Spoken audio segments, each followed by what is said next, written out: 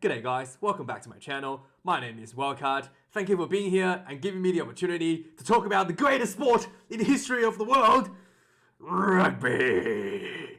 Yeah, Wallabies versus Argentina just happened earlier this morning. And this was a comfortable win over the Wallabies, especially in the second half. And I have to say that Michael Cheika, the current coach for the Argentinian side, really put on a good fight this game. Michael Cheika has done a lot of good work, significantly improving the Argentina attacking style. And the Argentina was leading for most of the match before the Wallabies, finally pulled themselves back late in the second half. With Dave Rennie's little trick. Dave Rennie, you bloody genius. He's done it. So Dave Rennie did a little bit of copy and paste from the Springboks. Decided to play an extra forward on the bench. So 6 forwards, 2 backs on the reserves. And in the second half, the Wallabies 4-pack. Yes, just like the Springboks, their Wallabies 4-pack really put the hurt on the Argentinians, resulting in penalty try, Lionel Moore, and Argentina getting a yellow card, and then Wallabies started to pull away from the game. That is just brilliant. It worked like a charm. Dave Rennie, absolute genius, identified a weakness from the Argentinian side, and just, found a solution.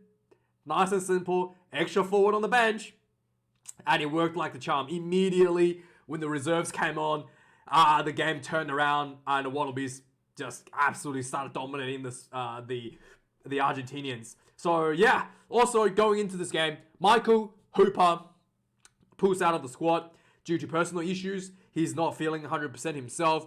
I do think that it did look like Michael was a bit tired, to be frank, against England. And it's good to see that he has identified that about himself and decided to take some time off to freshen up, which is really, really good. So he has left Argentina.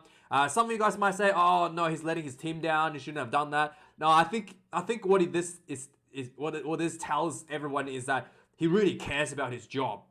If he didn't care about winning and losing, if he didn't care about his performance, just wanted to collect a paycheck, he would have just stayed. A lot of people probably would have stayed and just try to fake it till they made it. To get through it, but he really obviously cares about it, and he recognizes that he can't use his own personal issues to affect the players around him, and I think that he's made the right decision. He's made the right decision. So sometimes we do tend to forget the players care about winning and losing a lot more than we do as fans. So they wanted to play more than we wanted to watch. To be really frank. I think he's made the right decision to take some time off. And his statement basically said, and I quote, "Not in the mindset to fulfill the responsibility that goes with leading and representing his country at this point in time." So it is what it is. I'm glad that he's taking some time off. So we probably see him back a bit later against the Springboks or the All Blacks, but I think he should just take as much time as he needs to get himself in the right mindset. And also, the referee, we talked about him, Mike Adamson. Obviously, we knew this about him going into this match. He can't tell the difference between forward and backwards, okay? The Wallabies scored a try in the dying second. I mean, in extra time, it's technically, to score the bonus point. Adamson, this was a clear forward pass. Adamson said it was okay. TMO obviously needed clear and obvious evidence, and on TV, it looked even looked forward on TV, but there was no clear and obvious. It's not clear and obvious. So Wallabies got away with the forward pass try right at the end, but the Wallabies was winning anyway. So the only difference is the bonus point. So Wallaby gets a bonus point because Adamson can't tell the difference between forward and backwards. And overall, I thought Adamson was, again, I don't want to hammer every little point. He really needs to watch where he stands on the field. There was a number of incidences, 2 incidents at least, where he has drastically affected the gameplay because of where he was standing. So first incident, I just want to show you here. I've taken a screenshot. Wallabies were 5 meters out. Quay Cooper takes a little dash. He gets tackled. He pops the ball back out to Slipper. Adamson was basically obstructing this. You can see it quite clearly here. He's basically obstructing. Slipper couldn't catch the ball. The ball did not touch Adamson, but he's in the place to affect the player from catching the ball. Adam just says, play on. And Wallabies lost the golden opportunity here from potentially scoring a try. So this was the first incident. I wasn't very happy about this. I thought the referee touched the ball, but I had to go back and watch the slow replay. He did not touch the ball, but he was definitely in position to affect James Slipper from catching the ball. As you can see here, he was definitely affecting the catch. So yeah, he needs to watch where it stands. So this was the first incident, and there was a second incident where Wallabies definitely scored a try. Moreka Parambeti received the pass from Reece Hodge, runs through a massive gap, and the referee says the pass was forward. Yes, the pass was forward, but the reason that it was forward, because Mike Adamson, this is Parambeti here, this is Nick White. Parambeti is here. He's about to get the ball and hit this gap here, and he did go straight through the gap and score under the sticks, but you can see Reece Hodge threw a forward pass because Adamson is literally in the way.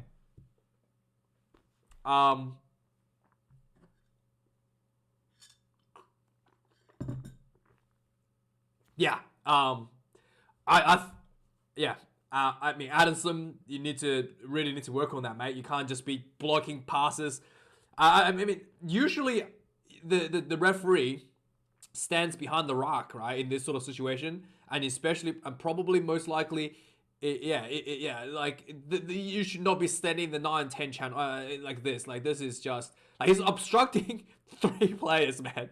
Like he's blocking a Swain as well, right? He's about to make a tackle on Darcy Swain, and man, and Pablo Matera, whoever this is just like, yeah, oh man, this is just, anyway. So with that aside, like I mentioned before, Argentina was looking much better with Michael Cheika. Their attack looked really, really good shape. There was a lot of really good ball handling. Nice little interplays showed by Santiago Carreras, who steps in for Sanchez. And as a result, Carreras is a completely different play style from Sanchez. Much more attacking, much more running, really good ball handling. And as a result, the Argentina almost look like a different team. They're no longer relying heavily on the kicking. Much more happy to run the ball. Good, there was a number of really good opportunities where Argentina was able to find a gap in the Wallaby defense. And just that little final pass would have gone to hand. Argentina could have been a couple more tries on the scoreboard. I kid you not, there was so many opportunities where Argentina looked like they could have scored if that final pass just managed to find the hands. After that, after they make the break, yeah, it would have been a try. They did score a couple times against Australia, and there was ahead all the way till the second half. Yeah, so Michael Cheika definitely showed a huge improvement to the Argentinian attacking style. Taught them well. For Australia, yeah, Dave Rennie, 200 IQ, worked like a charm. That extra forward paid dividend right away, coming off the bench, and immediately, basically, the Wallabies goes for a more, and the more gets penalised, and then goes for more again. Second more penalty, collapsing illegally. Micah Adamson had no choice but to give a penalty try and a yellow card to the number 4 by the Argentinian side. And once the Argentina was down a player, the game just completely slipped away. The Wallabies just ran rampant, fully not only took the lead, but took the game in control, and and put really taking the game by the throat from that point going forward. Reece Hodge returns this game. Quay Cooper hurt himself again this game. He played first half, looked really good. He's showed that experience as a world-class 5'8", just passing the ball exactly where you needed, running the ball when he needs, identifying space. Goal kicking was 100% from what's his name? From Quay Cooper. He looked really good. Second half, pulls his own leg. From the news, it looked like he hurt his own Achilles. So he's just running and then he just pulled up. And didn't really look good. Looked like, it was one of those things where he was barely touched. He just suddenly goes down.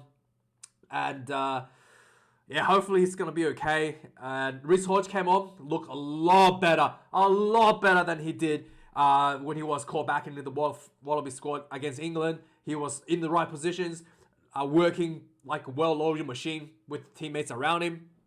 And his kicking game was sublime. Once again, goal kicking was 100% as well. And Rhys Hodge, good to see him back. Finally looking like the Hodgie we knew that he can be. So that was really, really good. The kicking game for both teams was pretty standard. No 200 IQ, high ball, grab a kick behind, springbok, strategy. None of that. It was just standard kicking game. Argentina showed some really good kicking as well. Nothing too crazy going on in this game. A lot of running, hard attacking rugby, as you would expect from Michael Cheika. And overall, it was the forward pack from the Wallabies. It was rolling more the Brumbies style that won the game for the Wallabies. Some match stats, let's have a quick look at. Wallabies 6 tries to 2. Yeah, it was a bit weird, wasn't it? Was it 6? I thought it was 5 tries. Wait, it was 6 tries? It was 5 tries, yeah.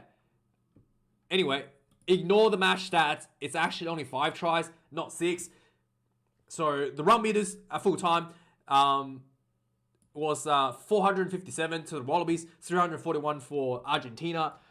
At halftime, the Wallabies ran 145 meters already. Argentina 49 meters. Despite the big difference in run meters for Argentina at halftime, Argentina was winning 19 points to 10. So they really managed the game quite well and was able to capitalize the opportunities on scoring much better than the Wallabies at halftime. Carries, 103 for the Wallabies, 63 for Argentina. Defenders beaten 6 to Argentina, to the Wallabies 18. Just to give you an idea, at halftime, Argentina has beaten 2 defenders. Wallabies only beaten 3. So in the second half, that Wallabies beaten 15 players in 40 minutes. So really that balloon for Argentina, something that, Michael Cheika probably not going to be happy with. Turnover conceded 11 against Argentina, to the Wallabies 12. At halftime, it was 4 against Argentina, 5 against the Wallabies. The tackle count, 112 for Argentina, to the Wallabies 70. Just to give you an idea about the stats at halftime, Argentina made 42 tackles at halftime. Wallabies made 40. So the Wallabies absolutely dominated the attacking in the second half. Missed tackles at halftime, 3 for both teams. And Argentina missed 15 tackles in the second half. It really, the physicality from Argentina just fell off a cliff. Literally fell off a cliff.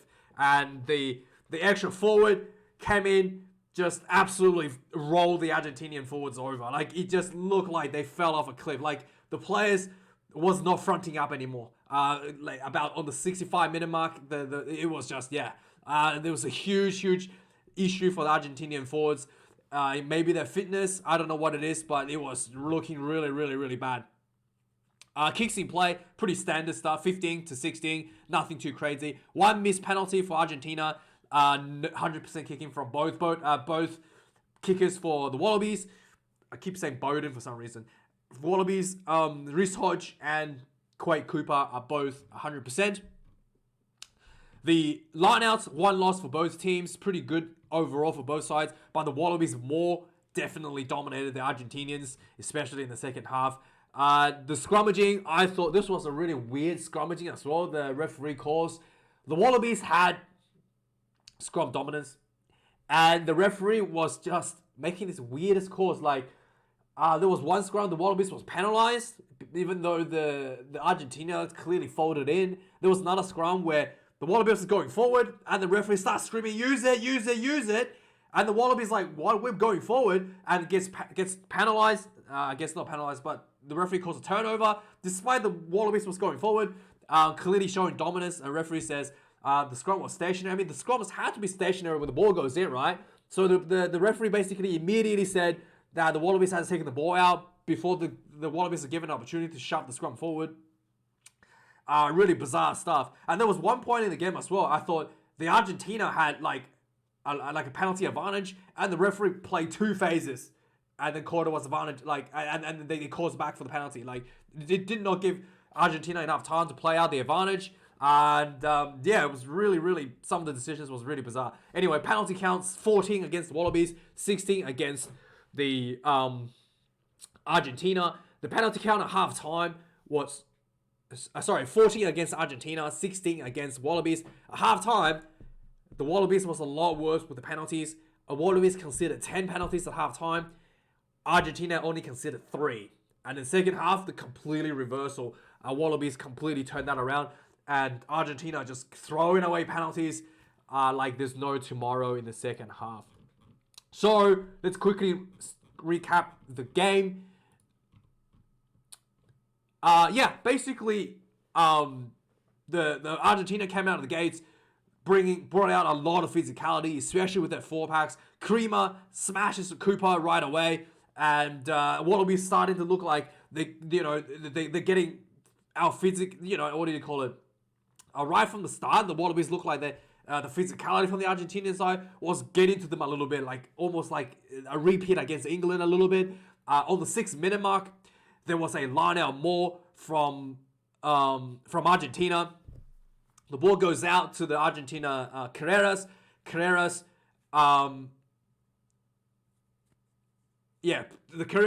takes the ball forward. A few phases later, the Carreras gets the ball again. Nice little inside ball. Bam! Pablo Matera gets the ball, crashes through. So easy. Goes straight in for the try. Just absolute physicality.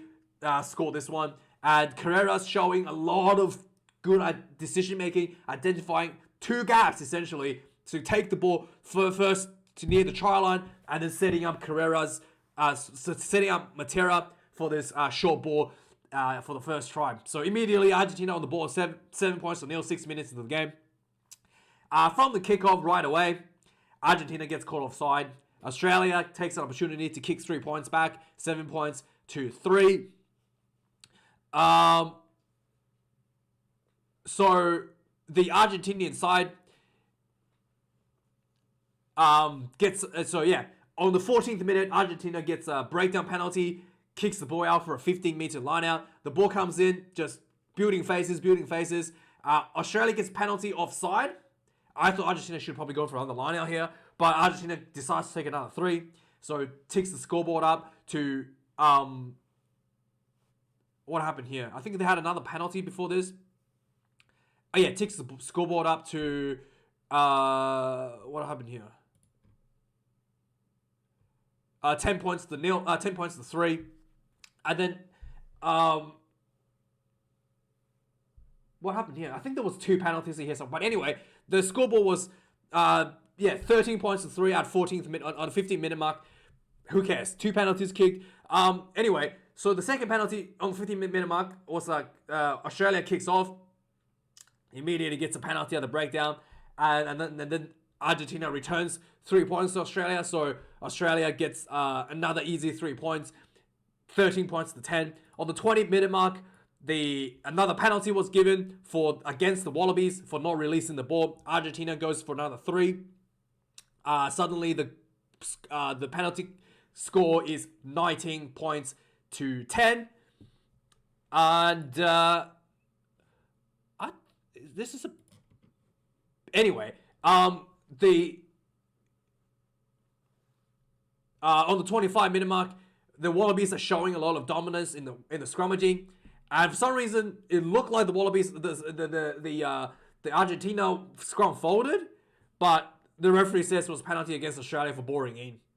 Yeah, I wasn't too sure what was he looking at. On the 28th minute, there was a 10-meter line out for the Wallabies. This is the incident where the Quade Cooper, the Wallabies attacking, Quade Cooper gets the ball, he runs in, throws the ball back. It looked like the referee interfered with Slipper from catching the ball.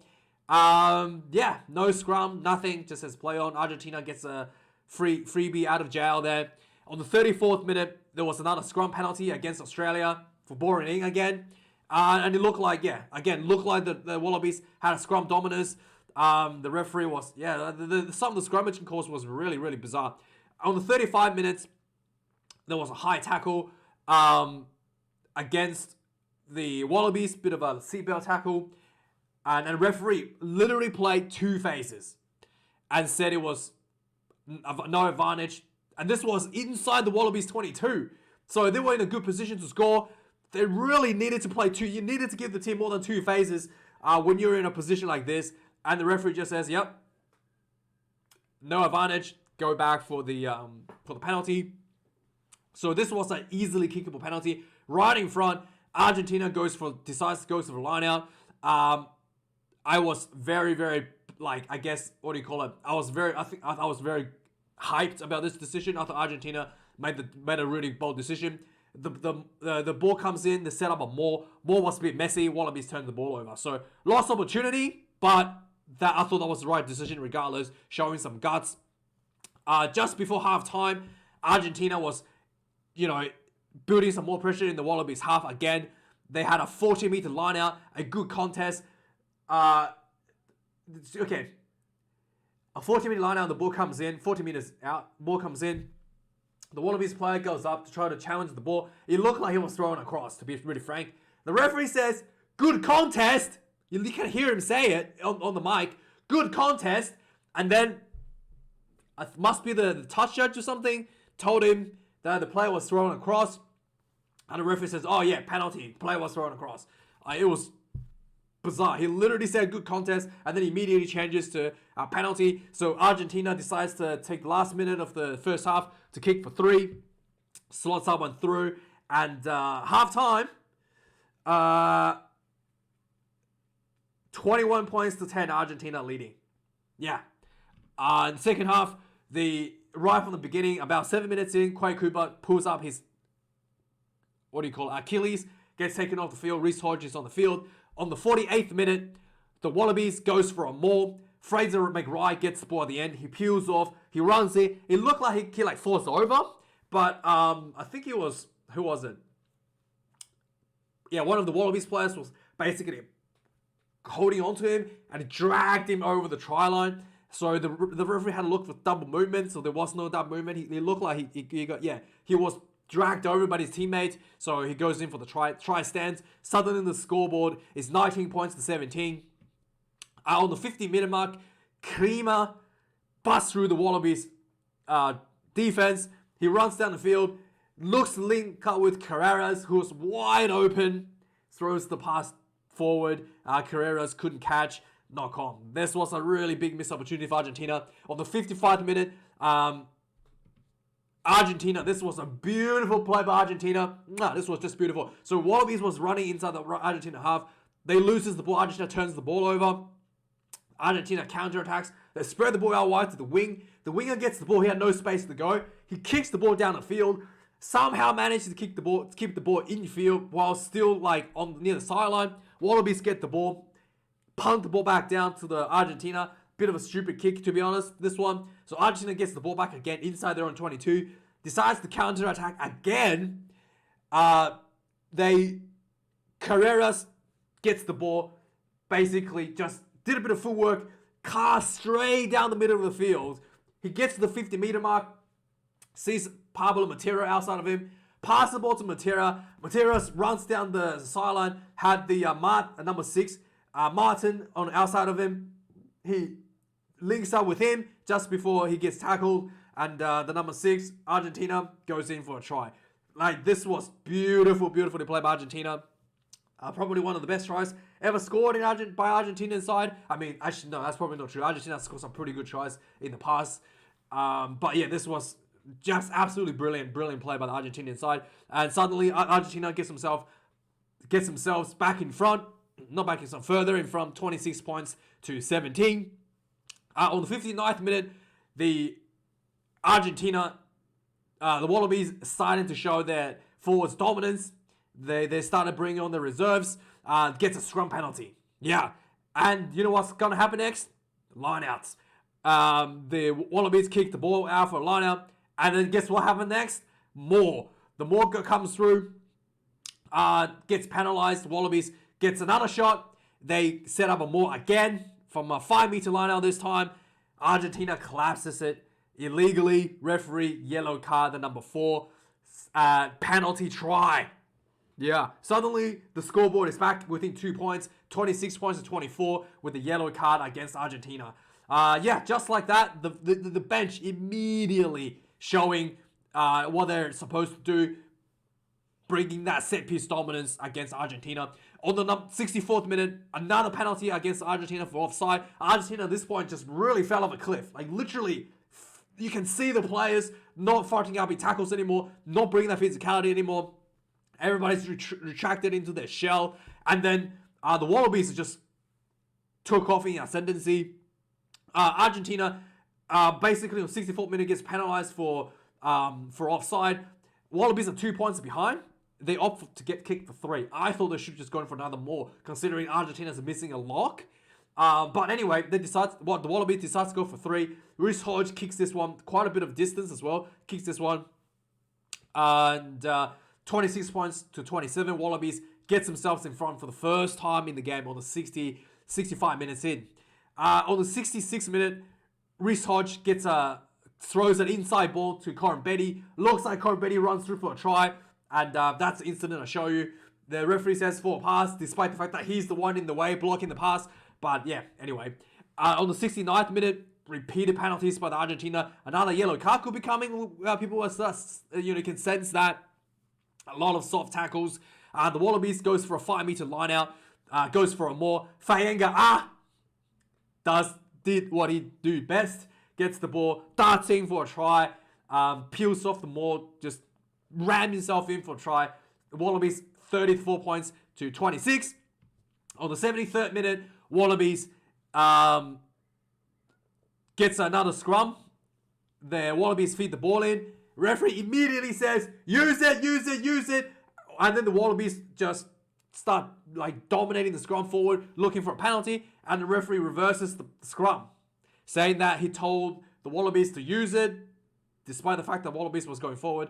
A very fast call. Usually you want to wait you want to wait a bit to give a team an opportunity to move the scrum, but he immediately caused the Wallabies to take the ball out. On the 74th minute, there was a penalty against the Wallabies from the same scrum, so the ball gets reversed. And the Wallabies gets penalised immediately. There was mass confusion. I think the referee says it was an early push for the Wallabies. And then the Argentina attempts a 50-meter goal kick, but Finley had the distance, just missed the kick. So this is what it was. If this kick had gone through, Argentina just is within one converted try to win the game. What did not happen.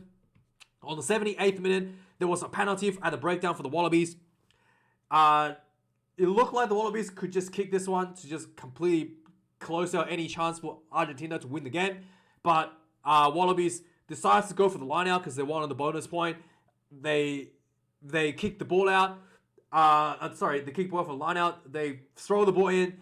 The ball comes back out. Center field pass goes awry. Knock on. Argentina gets the ball back. So for the last 5 minutes or so in extra time, both teams went back and forward, trying to score bonus points. So Argentina looking for a losing bonus point. Wallabies looking for a winning bonus point for being 3 tries ahead. So both teams are going back and forward for quite a bit. Eventually, Argentina was there was a lot of turnovers back and forward. Eventually, the Wallabies gets a turnover from Argentina counter-attack. They get the ball, spread the ball, quickly spins the ball out. Argentina defense look really, really tight. They've been playing 5 minutes, extra time now, and both teams have just been running constantly off their feet. There was no stoppage. Wallabies spreads the ball out. Jordi Patea was showing some really, really good footwork. He runs through a defense, and he links up with Nick Frost. Nick Frost gets pulled down and gets turned over. Yeah, and then the Argentina counter-attack tries to run himself out of their own 22, gets turned over again. Wallabies gets the ball back, counter-attack again. Jay Gordon throws a little short pass to Len Ikitau. Argentina was too tired, big gap in front of him, runs in for the try. Looked like a forward pass to me, but the referee, Mike Adamson, says it's okay. Wallabies win 41 points to 26, bonus point. And rockets themselves to the number 1 ranking in the Rugby Championship. Yeah. Anyway, guys, thanks for watching this video. I do appreciate it. Like, comment, and subscribe. I'll see you guys next week for the news. Otherwise, thank you for being here. Cheers.